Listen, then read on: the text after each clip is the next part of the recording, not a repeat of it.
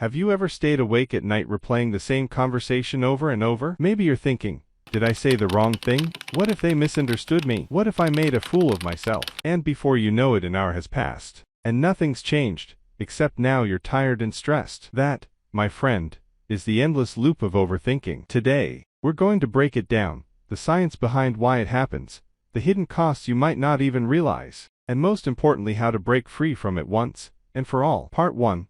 What is overthinking? Overthinking isn't just thinking too much. Psychologists often describe it as rumination, when your brain gets stuck in a loop, constantly replaying events, imagining worst-case scenarios, or analyzing problems without taking action. It's like your mind becomes a web browser with 50 tabs open, and you can't find the one playing music. The truth is, overthinking is your brain's attempt to feel in control. We think, if I analyze it enough, I'll figure it out. But in reality, the more you think, the deeper you sink into a mental quicksand. Part 2. The psychology behind it. So why does your brain do this to you? It all comes down to how your brain is wired for survival. From an evolutionary perspective, our ancestors needed to constantly scan for threats. That same survival instinct still lives in us, except instead of worrying about predators, we worry about that awkward text we sent 3 hours ago. Scientifically, this comes from overactivation of the prefrontal cortex, the part of your brain responsible for decision-making. Teams up with your amygdala, the brain's fear center, and together they keep you stuck in what-if mode. And here's the kicker, your brain doesn't know the difference between real danger and imagined danger, so thinking about a worst-case scenario triggers the same stress response as actually living through it. Part 3. The hidden dangers of overthinking. You might think overthinking is harmless, but it's not. Here's what it actually does to you. Decision paralysis. You delay making choices out of fear of making the wrong one. Increased anxiety. Constant rumination keeps your nervous system in a state of alert. Lower self-esteem. You start doubting your own judgment. Missed opportunities. While you're busy overanalyzing, life keeps moving forward without you. Over time, overthinking can even rewire your brain to default to fear and doubt, making it harder to think clearly in the future. Part 4.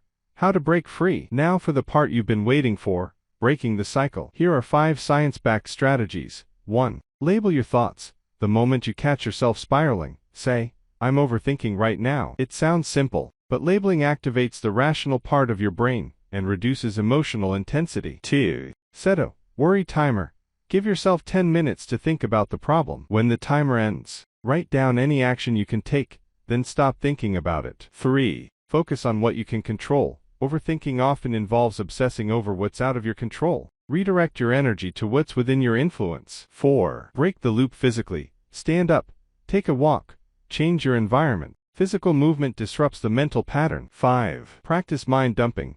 Before bed, write down every thought on your mind. Once it's on paper, your brain doesn't feel the need to keep holding it. Remember, the goal isn't to never think deeply. It's to stop thinking in circles and start taking action. Overthinking feels like it's keeping you safe, but really, it's keeping you stuck. Your mind is a powerful tool, but it's meant to be used for solving problems, not creating imaginary ones. So the next time you catch yourself spiraling, pause, breathe, and remind yourself, thinking is useful. Overthinking is optional. If you found this helpful, hit that like button, subscribe for more psychology-backed life tips, and share this with someone who could use a little mental clarity today. And finally, if overthinking has been controlling your life, remember, once you free your mind, you open the door to everything you truly want, including love. Because the truth is, the right relationship doesn't just feel good, it feels safe, inspiring, and real. That's why I want you to watch my next video, 5 relationship green flags you should never ignore. It'll show you the subtle but powerful signs of genuine love,